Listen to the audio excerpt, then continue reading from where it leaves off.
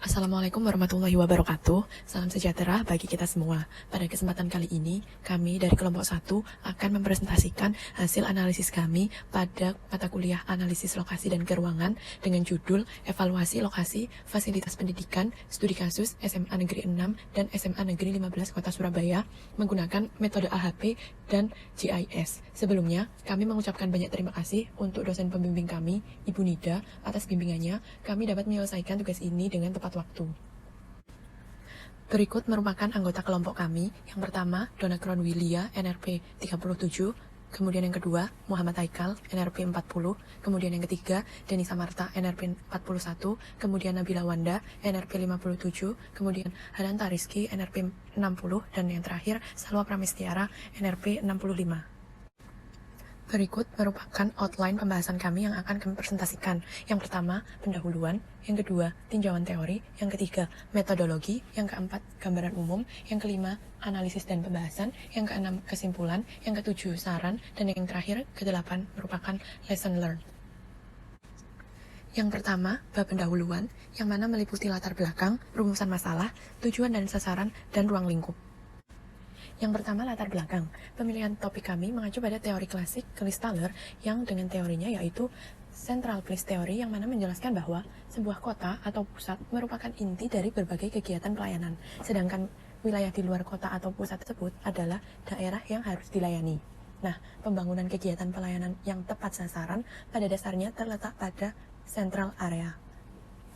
Untuk penentuan lokasi fasilitas umum, terutama fasilitas pendidikan yang akan menjadi topik kami, merupakan hal yang sangat penting, karena pada umumnya banyak dijumpai berbagai permasalahan dalam hal ini.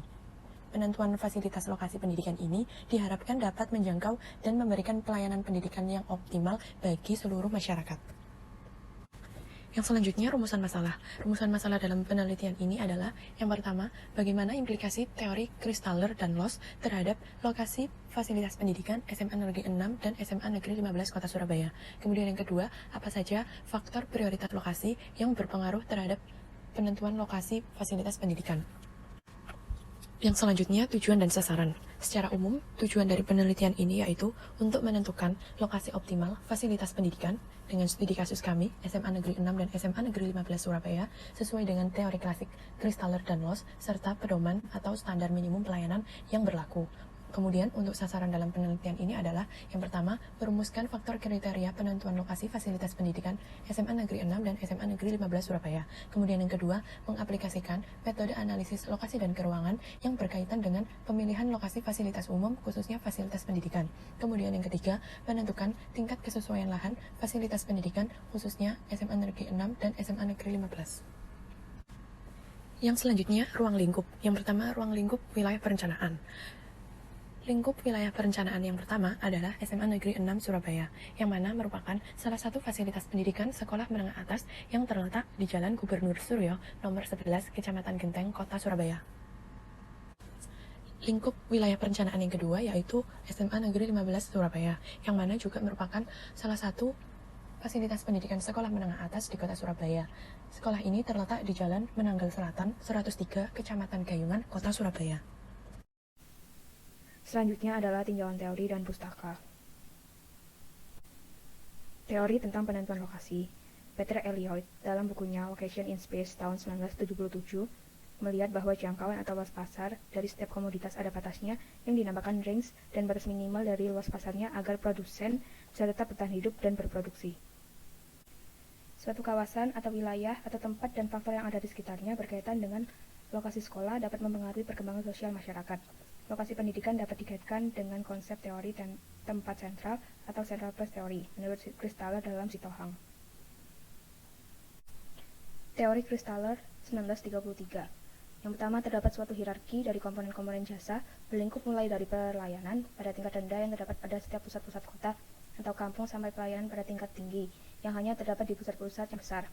Yang kedua, lingkup pasar atau market range dari suatu kegiatan jasa adalah jarak yang ditempuh oleh penduduk untuk mencapai tempat penjualan jasa tersebut, dengan catatan bahwa penempuan jarak itu adalah berdasarkan kesediaan orang yang bersangkutan.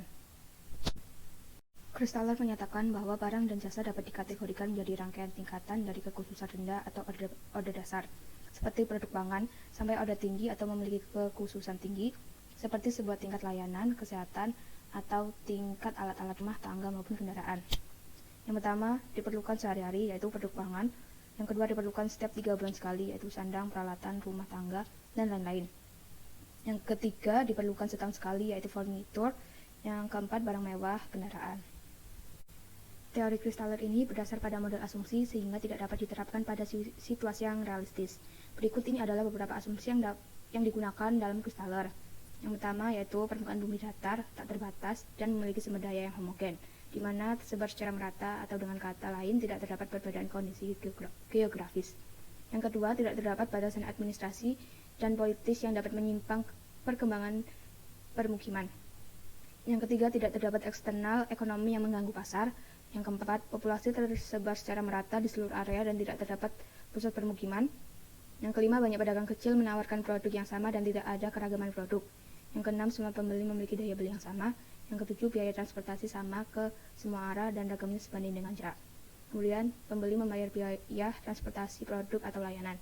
Yang kesembilan, tidak ada akomodasi untuk inovasi atau kewirausahaan. Karena berdasar pada asumsi, teori ini memiliki beberapa kelemahan saat diimplementasikan. Adapun kelemahannya adalah sebagai berikut. Yang pertama, biaya produksi bervariasi, tidak hanya dipengaruhi oleh faktor ekonomi saja, tetapi juga oleh faktor ketersediaan SDA. Yang kedua, biaya transportasi tidaklah sama ke segala arah. Yang ketiga, pasar lingkup rumah tangga tidak tersebar secara merata. Yang keempat, praktek-praktek kompetisi dapat mengakibatkan terjadinya persaingan pasar tidak sempurna. Lokasi sekolah juga dapat dikaitkan dengan lokasi industri, maka setidaknya mengetahui tentang struktur ruang. Menurut Glasson dalam Sitohang, bahwa setidaknya terdapat 3 unsur pokok dalam struktur ruang, yaitu yang pertama, kelompok lokasi industri, jasa atau tersier, termasuk pelayanan administrasi, keuangan, perdagangan eceran dan besar, dan pelayanan jasa-jasa lainnya, yang cenderung mengelompok menjadi sistem tempat sentral yang tersebar secara seragam pada hamparan daerah yang mempunyai hubungan yang mudah dengan pasar-pasar besar. Yang kedua, lokasi-lokasi yang memencar dengan spesialisasi industri seperti manufacturing, pertambangan, dan rekreasi yang cenderung untuk mengelompok menjadi klaster atau aglomerasi menurut lokalisasi sumber daya fisik seperti batu bara dan sifat-sifat fisik seperti lembah, sungai, dan pantai. Yang ketiga, pola jaringan pengangkutan, umpamanya jalan raya dan kereta api yang dapat menimbulkan pola permukiman yang linier. Selanjutnya adalah teori loss. Adapun asumsi yang dipakai dalam teori loss adalah sebagai berikut. Yang pertama, lokasi penyedia layanan berpengaruh dengan jumlah konsumen. Yang kedua, produsen memilih lokasi yang menghasilkan penjualan terbesar. Yang ketiga, produsen cenderung menempatkan diri di pasar utama. Yang keempat, potensi permintaan menjadi faktor penting dalam penentu lokasi industri. Loss berpendapat bahwa suatu metropolis memiliki fungsi yang beragam dan fungsi tersebut memiliki area pasar yang dibatasi oleh range dan threshold-nya masing-masing. Jadi, tidak perlu ditentukan sebuah hierarki pasar karena akan muncul dengan sendirinya. Selanjutnya adalah jangkauan pelayanan fasilitas pendidikan. Menurut teori tempat sentral, jenis pelayanan jasa dapat dikelompokkan kepada yang pertama, pelayanan perbaikan, dan pekerjaan lain, dan jenis. Yang kedua adalah distribusi dan pengangkutan barang-barang. Yang ketiga, pelayanan akan administrasi, pendidikan, dan informasi. Dan yang terakhir adalah pelayanan keamanan dan kesehatan. Berikutnya adalah jangkauan atau radius.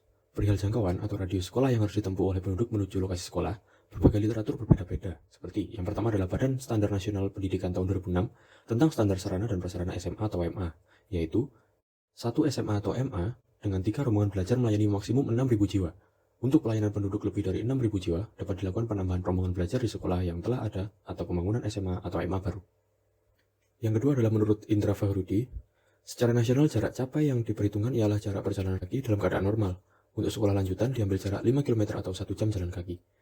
Yang ketiga adalah Badan Standar Nasional Indonesia tentang sarana dan prasarana, yaitu satu kelompok permukiman permanen dan terpencil dengan banyak penduduk lebih dari 1.000 jiwa dilayani oleh 1 SMA atau MA. Dalam jarak tempuh bagi peserta didik yang berjalan kaki maksimum 6 km melalui lintasan yang tidak membahayakan. Berikutnya adalah standar pelayanan minimal fasilitas pendidikan untuk SMA.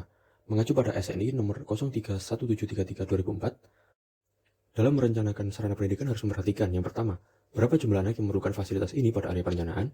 Yang kedua adalah optimasi daya tampung shift.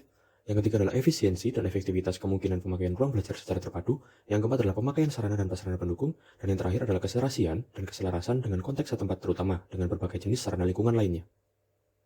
Sedangkan menurut SNI, secara spesifik untuk klasifikasi sekolah menengah umum, klasifikasinya adalah berikut. Yang pertama, kebutuhan program ruang minimum memiliki minimum 6 ruang kelas dengan kapasitas 40 murid dilengkapi dengan ruang-ruang lain dan ruang terbuka atau bermain kurang lebih 3.000 sampai 7.000 meter persegi.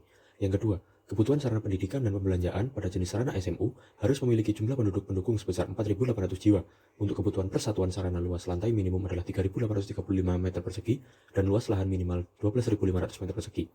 Sedangkan radius pencapaian adalah 3.000 meter, dapat dijangkau dengan kendaraan umum, disatukan dengan lapangan olahraga, dan tidak selalu di pusat lingkungan. Dan yang terakhir adalah pembakuan tipe SMU dibagi menjadi tipe A, B, dan C, dengan rombongan belajar 27 untuk tipe A, dengan peserta didik 1.080 siswa, rombongan belajar 18 untuk tipe B, dengan peserta didik 720 jiwa, dan rombongan belajar 9 untuk tipe C, dengan peserta didik sebanyak 360 siswa. Selanjutnya kita menuju ke faktor penentu lokasi pendidikan. Yang pertama adalah faktor aksesibilitas. Menurut Robinson, aksesibilitas adalah kemudahan mencapai suatu wilayah dari wilayah lain yang berdekatan. Aksesibilitas akan mempengaruhi kestrategisan suatu lokasi, karena menyangkut kemudahan untuk menuju lokasi tersebut dari berbagai lokasi yang berada di sekitar atau wilayah lainnya. Yang kedua adalah lingkungan. Lingkungan merupakan salah satu faktor yang mempengaruhi terhadap pembentukan dan perkembangan perilaku individu, baik lingkungan fisik maupun lingkungan sosio-psikologis, termasuk di dalamnya adalah belajar. Faktor yang ketiga adalah kependudukan, di mana penyebaran penduduk di seluruh pelosok tanah air tidak merata. Ada daerah yang padat penduduk, terutama di kota-kota besar, dan ada daerah yang penduduknya jarang, yaitu di daerah pedalaman, khususnya di daerah terpencil yang berlokasi di pegunungan dan pulau-pulau. Sebaran penduduk seperti digambarkan itu menimbulkan kesulitan dalam penyediaan dan penempatan guru. Faktor yang keempat yaitu adalah faktor fisik, di mana faktor fisik terdapat 3 indikator atau subfaktor, yaitu yang pertama adalah topografi atau kelerengan, yang kedua adalah hidrologi atau ketersediaan air, dan yang terakhir adalah kondisi tanah, di mana di sini kondisi tanah akan dispesifikan yaitu adalah kerentanan gerakan tanah. Dan faktor yang terakhir adalah faktor pola distribusi. Faktor pola distribusi dimaksudkan untuk menganalisis penyebaran sekolah dengan melihat kesesuaian terhadap penyediaan dan permintaan sekolah, serta penyebaran dan jangkauan dari sekolah itu sendiri. PTA yang akan dilakukan. Dapat dilihat, berikut merupakan peta rencana pola ruang RT/RW Kota Surabaya, di mana peta ini akan digunakan dalam menganalisis kesesuaian atau evaluasi lokasi di masa yang akan datang sesuai dengan rencana pola ruang RT/RW Kota Surabaya di kedepannya. Berdasarkan RT/RW Kota Surabaya, Kecamatan Gayungan ini termasuk ke dalam unit pengembangan 9 Ahmad Yani, sedangkan Kecamatan Genteng termasuk ke dalam unit pengembangan 6 Tunjungan. Dan pada pasal 20 tertera bahwa fungsi kegiatan utama dari unit pengembangan 6 Tunjungan ini meliputi permukiman, pemerintahan, dan perjas. Sedangkan fungsi kegiatan utama dari unit pengembangan 9 Ahmad Yani ini meliputi permukiman, pendidikan, perdagangan dan jasa, dan pemerintahan. Untuk rencana pengembangan sarana pendidikan tingkat menengah itu harus tersebar sesuai dengan tingkat dan lingkup pelayanannya. Selanjutnya, memasuki metodologi penelitian. Nah, di metodologi penelitian ini terdapat 3 hal yang harus dicermati. Yang pertama, yaitu penentuan variabel penelitian. Yang kedua, penentuan metode pengumpulan data. Dan yang ketiga, penentuan metode analisis data. Yang pertama ada variabel penelitian. Nah, penentuan variabel dalam penelitian ini tuh menggunakan metode sintesis teori berdasarkan teori-teori lokasi dan fasilitas umum. Nah, bisa kita lihat pada tabel bahwa terdapat 5 variabel dan 12 indikatornya. Yang pertama yaitu aksesibilitas dengan sumbernya Walter Christaller dan August Loss dengan 3 indikator. Yang pertama itu jarak lokasi dengan tempat tinggal. Lalu yang kedua ketercapaian tempat tinggal dalam satuan waktu. Dan yang ketiga ada kemudahan transportasi untuk mencapai lokasi. Lalu variabel kedua yaitu lingkungan. Variabel ini berdasarkan Permendiknas nomor 24 tahun 2007 mengenai standar sarana dan prasarana untuk SD, SMP, SMA atau sederajat dengan 2 indikator yaitu tingkat polusi suara atau kebisingan dan tingkat kenyamanan. Lalu variabel ketiga yaitu ada kependudukan. Sumbernya masih sama yaitu Permendiknas nomor 24 tahun 2007 dengan 2 indikator yaitu persebaran penduduk usia sekolah menengah yaitu sekitar 16 hingga 18 tahun dan tingkat kepadatan penduduk. Nah, variabel keempat yaitu fisik dasar. Ini juga masih sama sumbernya dari Permendiknas nomor 24 tahun 2007 dengan indikator 3 indikator yaitu topografi yang mencakup kelerengan, ketinggian, lalu ada indikator hidrologi dan kondisi tanah. Lalu variabel terakhir yaitu pola distribusi dan sumbernya masih tetap sama yaitu Permendiknas nomor 24 tahun 2007 dengan indikator luas sekolah dan daya tampung sekolah. Nah, selanjutnya kita memasuki metode pengumpulan data. Nah, pengumpulan data ini dilakukan untuk mendapatkan suatu informasi yang dibutuhkan dalam mencapai tujuan penelitian. Nah, pengumpulan data dalam penelitian ini menggunakan 2 cara. Nah, yang pertama itu menggunakan survei secara primer dengan penyebaran kuesioner. Nah, metode pengumpulan data yang dilakukan dengan penyebaran kuesioner terhadap stakeholder terkait dalam evaluasi penentuan lokasi pendidikan ini memiliki tujuan untuk mengetahui variabel yang paling berpengaruh dalam penentuan lokasi pendidikan di Surabaya Pusat dan Surabaya Selatan, tepatnya di SMA Negeri 6 Surabaya dan SMA Negeri 15 Surabaya. Lalu yang kedua ada survei sekunder yaitu berupa studi literatur. Nah, studi literatur ini merupakan metode pengumpulan data melalui studi literatur yang dilakukan dengan studi kepustakaan pada jurnal, dokumentasi maupun peraturan terkait penelitian ini. Selanjutnya, setelah mengumpulkan data, kita memasuki metode analisis data. Nah, penelitian ini tuh bertujuan untuk mengetahui variabel yang paling berpengaruh kan dalam pemilihan lokasi pendidikan. Nah, maka dari itu, kami melakukan 3 metode analisis, yaitu yang pertama, analisis stakeholder tentunya, lalu dilanjutkan oleh metode analisis AHP, dan yang terakhir yaitu analisis GIS atau Geographic Information System. Untuk analisis stakeholder sendiri, penggunaannya mencerminkan pengakuan tentang bagaimana berbagai stakeholder mempengaruhi proses pengambilan keputusan di penelitian ini. Nah, pada penelitian ini juga, pemilihan stakeholder itu didasari oleh tingkat kepentingan penentuan lokasi fasilitas pendidikan di SMA N6 dan SMA 15 Surabaya. Nah, kami menganalisis 5 stakeholder yang memiliki kekuatan dan urgensi masing-masing. Untuk dosen memiliki kekuatan yang tinggi dengan urgensi yang rendah, untuk guru memiliki kekuatan yang tinggi dengan urgensi yang tinggi, dan untuk tendik memiliki kekuatan tinggi dan urgensi yang tinggi, mahasiswa memiliki kekuatan yang tinggi dan urgensi yang rendah, dan siswa memiliki kekuatan yang rendah namun urgensinya tinggi. Setelah menentukan stakeholder, maka dapat dilakukan analisis AHP. AHP itu merupakan analytical hierarchy process, metode untuk memecahkan suatu situasi yang kompleks tidak terstruktur ke dalam beberapa komponen dalam susunan yang terhierarki, dengan memberi nilai subjektif tentang pentingnya setiap variabel secara relatif dan menetapkan variabel mana sih yang memiliki prioritas paling tinggi guna mempengaruhi hasil pada situasi tersebut. Nah, AHP ini digunakan untuk mengetahui nilai bobot variabel penentuan lokasi fasilitas pendidikan di SMA N15 dan SMA N6 Surabaya. Nah, data yang diperoleh melalui pengisian kuesioner yang tadi oleh stakeholder terkait di-input dalam aplikasi Expert Choice. Nah, kemudian itu dapat menghasilkan data variabel yang memiliki pengaruh paling tinggi dalam penentuan lokasi pendidikan. Adapun tahap yang akan dilakukan itu yang pertama, mendefinisikan masalah dan menentukan solusi yang akan diinginkan. Lalu tahap kedua, membuat struktur hierarki. Nah, struktur hierarki ini diawali dengan tujuan umum, dilanjutkan dengan kriteria-kriteria dan alternatif-alternatif pilihan yang ingin di ranking atau diberi bobot skor. Nah, kriteria ini variabel ya, alternatif ini juga merupakan indikatornya. Nah, yang ketiga itu membentuk matrik perbandingan berpasangan yang menggambarkan kontribusi relatif atau pengaruh setiap elemen terhadap masing-masing tujuan atau kriteria yang setingkat di atas. Lalu perbandingan itu dilakukan berdasarkan pilihan atau judgement dari pembuat keputusan dengan menilai tingkat-tingkat kepentingan suatu elemen dibandingkan elemen lainnya. Lalu tahap keempat itu menormalkan data. Di sini menormalkan data itu dengan membagi nilai dari setiap elemen di dalam matrik yang berpasangan dengan nilai total dari setiap kolom. Lalu langkah kelima itu menghitung nilai eigenvektor dan menguji konsistensinya. Di sini jika tidak konsisten maka pengambilan data itu perlu diulangi. Nah, nilai eigenvektor yang dimaksud itu adalah nilai eigenvektor maksimum yang diperoleh dengan menggunakan MATLAB maupun dengan manual. Lalu langkah 6 itu mengulangi langkah ketiga, keempat, kelima untuk seluruh tingkat hierarki sampai menemukan nilai eigenvektor dan diuji konsistensinya itu tepat. Lalu yang ketujuh itu menghitung eigenvektor dari setiap matrik perbandingan berpasangan. Nah, nilai eigenvektor ini merupakan bobot setiap elemen. Nah, langkah ini tuh bisa mensistensikan pilihan dalam penentuan prioritas elemen pada tingkat hierarki terendah sampai pencapaian tujuan.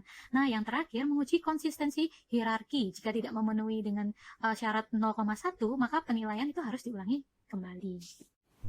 Memasuki metode paling final dari penelitian ini yaitu analisis GIS atau Geographic Information System. Nah, analisa yang dihasilkan melalui AHP tadi akan dilakukan lebih lanjut analisis dengan analisis spatial overlay menggunakan GIS, khususnya menggunakan weighted overlay. Nah, analisis GIS yang dilakukan nantinya menggunakan ArcGIS 10.3. Adapun tahapnya, yang pertama ada persiapan dan pengumpulan data. Nah, pada tahapan ini tuh dilakukan pengumpulan data shapefile pada OpenStreetMap dan Geoportal. Lalu yang kedua melakukan input data dari parameter yang digunakan. Lalu tahap ketiga, proses buffering pada setiap variabel. Di sini variabelnya itu diolah dengan melakukan buffer jarak di setiap parameter yang terdapat pada setiap variabel. Nah, dengan ketentuan pengelasan jarak yang sebelumnya telah dijelaskan pada Permendiknas nomor 24 tahun 2007 tadi sebagai standar sarana dan prasarana sekolah. Nah, proses buffer ini dilakukan menggunakan fungsi buffer yang terdapat pada ARCS Toolbox pada ArcGIS. Nah, tahap keempat itu pembobotan dengan menggunakan kaidah AHP. Di sini kita melakukan proses pembuatan bobot scoring parameter dengan menggunakan perhitungan melalui metode yang telah diterapkan oleh AHP sebelumnya. Jadi, bobotnya ini berasal dari perhitungan AHP yang kita analisis sebelumnya. Lalu, untuk selanjutnya yaitu pembuatan kelas dan scoring pada masing-masing parameter. Di sini, parameter yang digunakan dalam penelitian ini sudah dilakukan simbologi dan buffer. Dilanjutkan dengan pengisian jumlah kelas beserta keterangan scoringnya dengan menggunakan weighted overlay. Lalu, kita ngomong-ngomong weighted overlay, langkah selanjutnya itu mengoverlaykan. Jadi, membuat peta kesesuaian fasilitas pendidikan yang di SMA 6 dan SMA 5 Surabaya dengan cara menumpang susunkan atau mengoverlaykan pada beberapa parameter yang digunakan dengan memilih metode weighted sum. Lalu langkah selanjutnya yaitu klasifikasi kelas penentuan lokasi pendidikan. Nah, kita kan ketahui bahwa kita setelah melakukan overlay pada parameter yang digunakan, kemudian parameter kesesuaian tersebut dilakukan reklasifikasi berdasarkan parameter yang ada. Untuk apa? Untuk membuat kelas kesesuaian lokasi fasilitas pendidikan di SMAN 6 maupun SMAN 15 Surabaya. Nah, skor ini digunakan total gabungan semua parameter. Nah, dari penelitian itu dengan metode scoring, maka diperoleh nilai akhir untuk mengetahui kelas kesesuaian lokasi fasilitas pendidikan yang diteliti di penelitian ini. Lalu langkah selanjutnya yaitu analisis kesesuaian dengan peta pola ruang dalam RT/RW Kota Surabaya.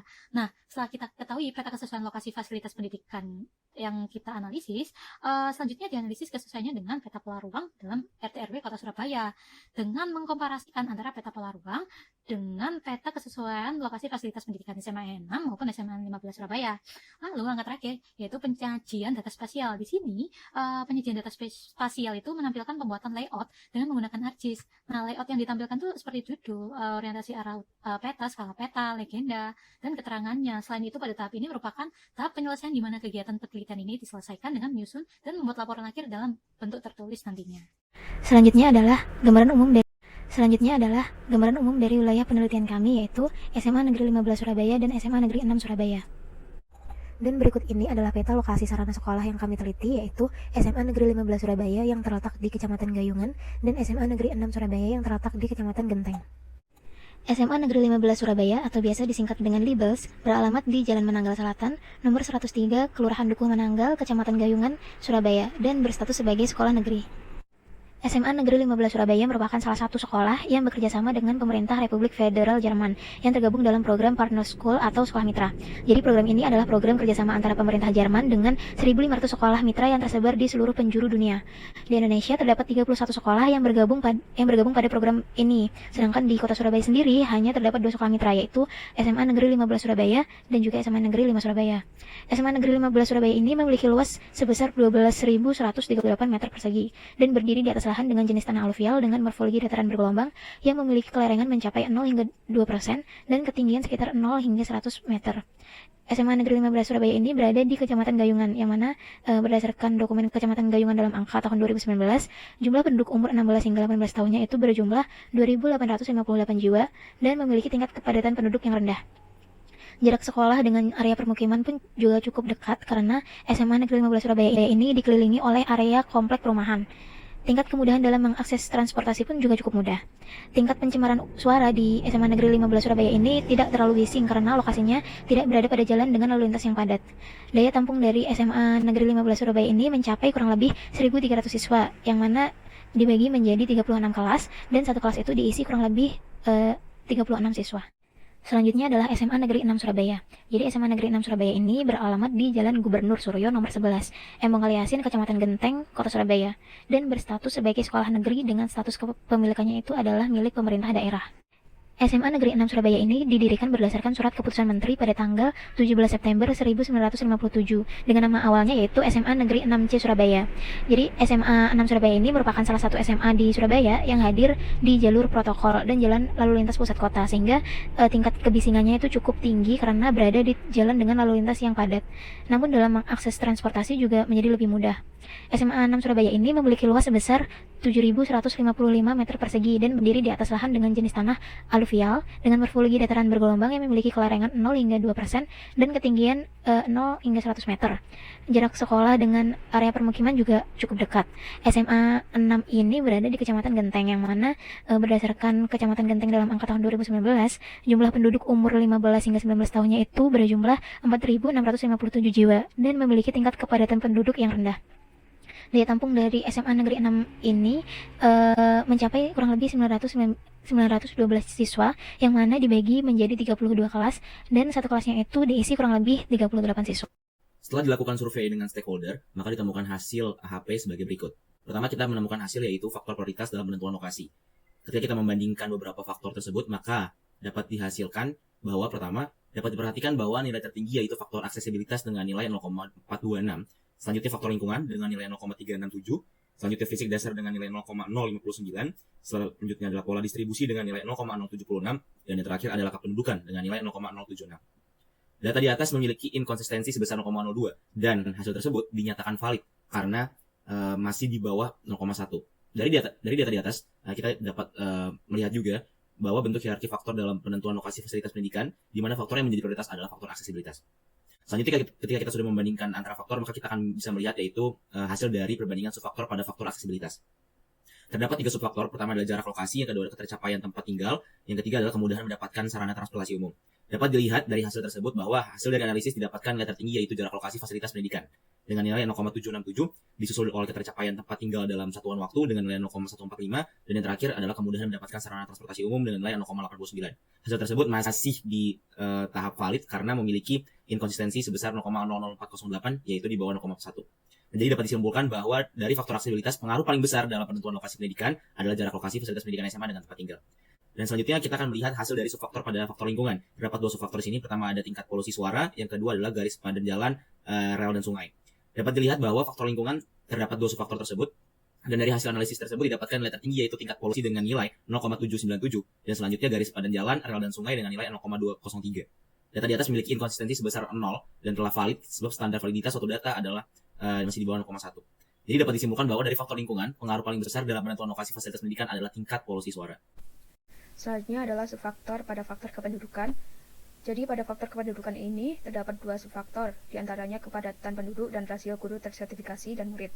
Kemudian hasil analisis didapatkan nilai tertinggi yaitu rasio guru tersertifikasi dan murid dengan nilai 0,881 dan selanjutnya kepadatan penduduk dengan nilai 0,119 dengan nilai inkonsistensinya sebesar 0, dan dapat disimpulkan bahwa faktor kependudukan yang paling berpengaruh adalah rasio guru tersertifikasi dan murid.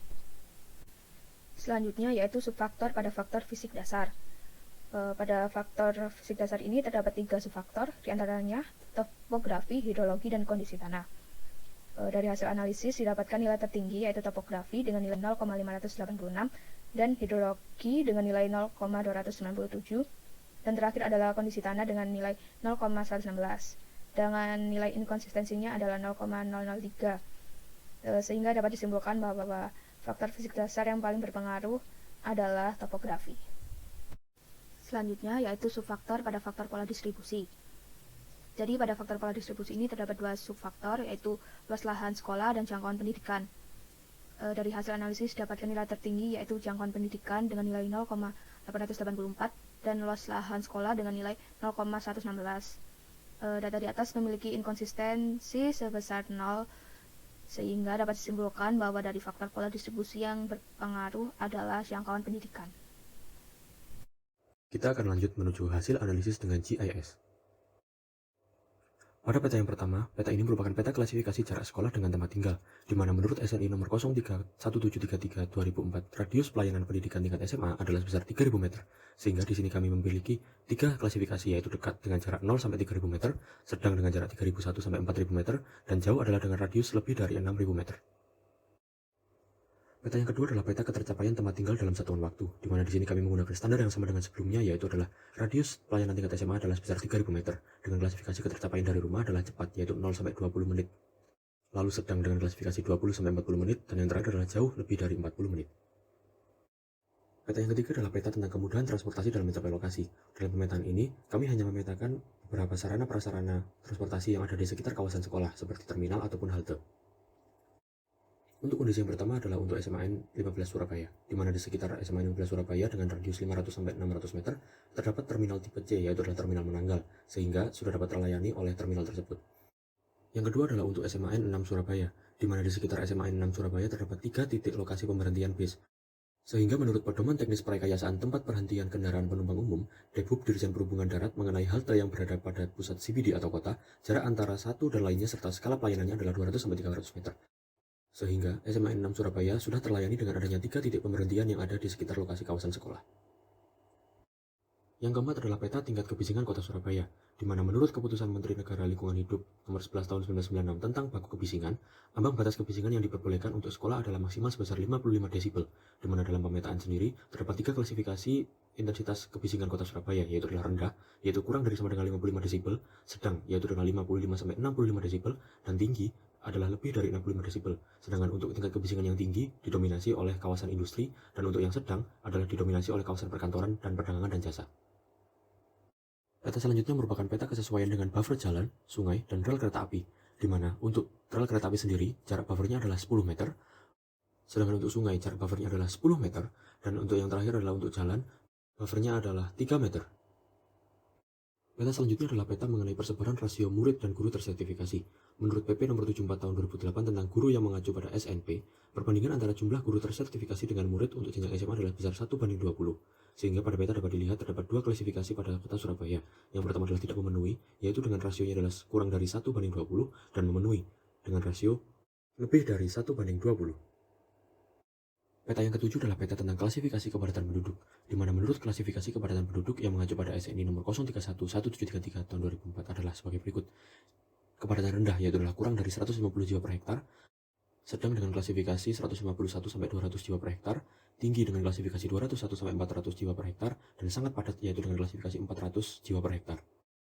Pemetaan ini dilakukan adalah untuk kita mengetahui jumlah penduduk pendukung yang ada di sekitar kawasan sekolah untuk bisa mendukung keberlangsungan berdirinya sekolah. Peta selanjutnya merupakan peta klasifikasi kelaringan yang ada di Surabaya. Menurut Permendiknas nomor 24 tahun 2007 tentang standar sarana dan prasarana untuk SD, SMP, SMA, atau sederajat, kemiringan lahan rata-rata kurang dari 15%. Dan dapat dilihat pada peta di samping bahwa klasifikasi kelaringan ada di kota Surabaya adalah 0-2% dan juga sebagian kecil 2-15%. Sehingga kurang lebih hampir semua lokasi di kota Surabaya sudah memiliki kesesuaian untuk dibangun sekolah. Peta yang ke-9 adalah peta klasifikasi hidrologi, di mana menurut Permendiknas nomor 24 tahun 2007 tentang standar sarana dan prasarana untuk SD, SMP, SMA, atau sederajat, lahan yang akan dijadikan sekolah harus tersedia air, serta terhindar dari pencemaran air. Sehingga peta di samping merupakan peta yang menunjukkan hidrologi pada kota Surabaya, dengan klasifikasi yaitu pertama adalah ketersediaan air tinggi, dan yang kedua adalah ketersediaan air sedang. Peta berikutnya merupakan peta klasifikasi gerakan tanah. Menurut Pedoman Pengembangan Unit Sekolah baru tahun 2017 oleh Kementerian Pendidikan dan Kebudayaan, lahan yang akan dijadikan sekolah harus terhindar dari potensi bahaya tanah longsor dan juga gerakan tanah. Dan dapat dilihat pada peta di samping bahwa kota Surabaya memiliki klasifikasi gerakan tanah yang sangat rendah. Lalu, peta berikutnya merupakan peta klasifikasi luas lahan sekolah, di mana menurut SNI nomor 031133 2004 luas lahan sekolah tingkat SMA minimal adalah seluas 12.500 meter persegi, di mana di sini peta merupakan visualisasi daripada rata-rata luas sekolah dalam satu kecamatan. Di mana di peta Surabaya ini sudah terdapat 3 klasifikasi, yaitu tidak sesuai, cukup sesuai, dan yang terakhir adalah sesuai. Yang dimaksudkan dengan tidak sesuai ini adalah luas lahan sekolah itu jauh kurang dari 12.500 meter persegi. Lalu untuk klasifikasi cukup sesuai, di mana luas lahan sekolah berkisar antara 12.500 meter persegi, dan yang terakhir adalah klasifikasi sesuai, di mana luas lahan sekolah lebih dari 12.500 meter persegi. Lalu peta yang terakhir adalah peta tentang radius pelayanan sekolah, di mana menurut Pedoman Pembangunan Unit Sekolah baru tahun 2017 oleh Kementerian Pendidikan dan Kebudayaan, klasifikasi mengenai radius pelayanan sekolah yang dianjurkan yaitu adalah sesuai, di mana lokasi berada lebih dari 3 km dari unit sekolah lainnya. Yang kedua adalah cukup sesuai, di mana lokasi berada kurang dari 3 km dari lokasi unit lainnya dengan daya tampung kurang dari 30% dari kebutuhan yang ada. Dan yang terakhir adalah tidak sesuai, di mana lokasi berada kurang dari 3 km dari unit sekolah lain dengan daya tampung lebih dari 30% untuk memenuhi kebutuhan yang ada. Di mana pada pemetaan kali ini kami melakukan identifikasi terhadap sekolah-sekolah yang berada di sekitar kawasan lokasi amatan, yaitu di sekitar SMA 15 Surabaya dan di sekitar SMA 6 Surabaya yang sekiranya memiliki jangkauan di dalam ataupun hampir mendekati lokasi sekolah amatan kami. Setelah kita melakukan pemetaan terhadap 12 data yang ada tadi, selanjutnya kita akan melakukan pembobotan terhadap data-data tersebut dengan menggunakan hasil pembobotan dari AHP sebelumnya. Dan didapati, setelah hasil pembobotan, terdapat 3 klasifikasi evaluasi lahan. Yang pertama adalah sudah optimal, yang kedua adalah cukup optimal, dan yang terakhir adalah kurang optimal. Di mana range nilai untuk yang kurang optimal adalah 9,42 sampai 13,46, yang untuk cukup optimal adalah 13,46 sampai 15,43, dan yang optimal adalah 15,43 sampai 17,63. Setelah dilakukan proses overlay dengan data yang berasal dari setiap variabel serta alternatif yang ada, begitupun pembobotan yang dilakukan berdasarkan hasil nilai bobot dari proses AHP, maka didapati hasil seperti gambar di samping ini, yang mana untuk SMA 15 Surabaya termasuk ke dalam kategori sesuai, sedangkan SMA 6 Surabaya termasuk ke dalam kategori yang cukup sesuai. Selanjutnya kita akan membandingkan hasil evaluasi kita dengan peta rencana pola ruang kota Surabaya pada RT/RW. Apabila kita melihat hasil evaluasi lokasi dari SMA 15 Surabaya serta SMA 6 Surabaya, dan membandingkannya dengan arahan rencana pola ruang kota Surabaya pada RT/RW, maka bisa kita lihat bahwa lokasi dari SMA 15 Surabaya tetap dipertahankan untuk menjadi kawasan fasilitas umum berupa pendidikan. Sedangkan untuk SMA 6 Surabaya, pada arah rencananya lahan tersebut akan dialihfungsikan untuk menjadi kawasan perdagangan dan jasa di kedepannya. Sehingga, pada penelitian kali ini, kesimpulan yang dapat kami tarik adalah, kami menggunakan 5 variabel yang didasarkan pada teori klasik maupun dari standar atau aturan yang ada. Teori klasik yang kami gunakan sebagai pedoman adalah teori klasik dari Chrysler dan Loss, yang merujuk pada variabel aksesibilitas pada penelitian kami. di mana menunjukkan hasil pembobotan yang dilakukan melalui kuesioner dengan metode AHP, didapati variabel aksesibilitas memiliki bobot yang paling tinggi di antara yang lain. Sehingga, di sini para stakeholder sepakat bahwa faktor aksesibilitas merupakan hal yang perlu diutamakan dalam penentuan lokasi ataupun dalam melakukan evaluasi lokasi. Sehingga, dalam penelitian yang akan datang, variabel aksesibilitas dapat dijadikan prioritas dalam penentuan lokasi atau evaluasi lokasi. Selain itu, metode pembobotan menggunakan AHP yang dikombinasikan dengan analisis menggunakan GIS sudah sangat tepat dalam menentukan lokasi atau evaluasi lokasi. Berdasarkan hasil analisis yang sudah kami lakukan, kami memiliki beberapa saran sebagai berikut. Yang pertama, variabel aksesibilitas ini dapat dijadikan prioritas dalam penentuan lokasi ataupun evaluasi lokasi pada penelitian yang akan datang. Dikarenakan berdasarkan analisis AHP kami, variabel aksesibilitas ini memang memiliki bobot yang paling tinggi, sehingga dalam penentuan lokasi pendidikan, terutama jenjang SMA itu disarankan memprioritaskan mengenai aksesibilitas atau mengenai dekat dan mudahnya sarana pendidikan ini dijangkau oleh masyarakat. Untuk poin yang kedua adalah dalam penentuan lokasi pendidikan ini sebaiknya mempertimbangkan juga mengenai jaraknya dengan jalan raya yang mudah dilalui dan dilewati oleh angkutan umum, sehingga memberikan kemudahan dalam mengakses fasilitas pendidikan tersebut menggunakan transportasi, terutama transportasi publik. Untuk yang ketiga adalah dalam penentuan lokasi ini diperhatikan juga faktor lingkungan, yaitu bebas dari kebisingan, dan disarankan lokasi sekolah ini berada tidak terlalu dekat dengan pusat kegiatan atau kegiatan lalu lintas yang padat, sehingga nanti tercipta ketenangan dan kenyamanan dalam proses belajar mengajar. Dari pemaparan hasil penelitian tentang faktor-faktor yang mempengaruhi pemilihan lokasi fasilitas pendidikan, maka pelajaran yang dapat diambil adalah sebagai berikut. Yang pertama, dalam penentuan lokasi pendidikan, terdapat beberapa teori yang digunakan, yaitu teori Loss dan Christaller. Teori ini dapat dijadikan sebagai dasar pertimbangan penentuan lokasi pendidikan. Namun, pada penerapannya, teori tersebut dapat disesuaikan dengan kondisi saat ini. Kemudian yang kedua, faktor kriteria yang digunakan untuk menentukan lokasi pendidikan antara lain aksesibilitas, lingkungan, kependudukan, fisik, pola distribusi, jarak lokasi pusat, fasilitas pendidikan SMA dengan tempat tinggal, waktu yang dicapai dari lokasi tempat tinggal, kemudahan mendapatkan sarana transportasi umum, keamanan, tingkat polusi udara dan suara atau kebisingan, kepadatan penduduk, persebaran penduduk usia 16 sampai dengan 18 tahun, keadaan topografi, hidrologi, kondisi tanah, luas sekolah, dan daya tampung sekolah. Kemudian yang ketiga adalah berdasarkan hasil analisis AHP dapat diketahui faktor prioritas dalam penentuan lokasi pendidikan adalah faktor aksesibilitas. Demikian presentasi kelompok kami mengenai evaluasi lokasi fasilitas pendidikan. Kurang lebihnya kami mohon maaf. Wassalamualaikum warahmatullahi wabarakatuh.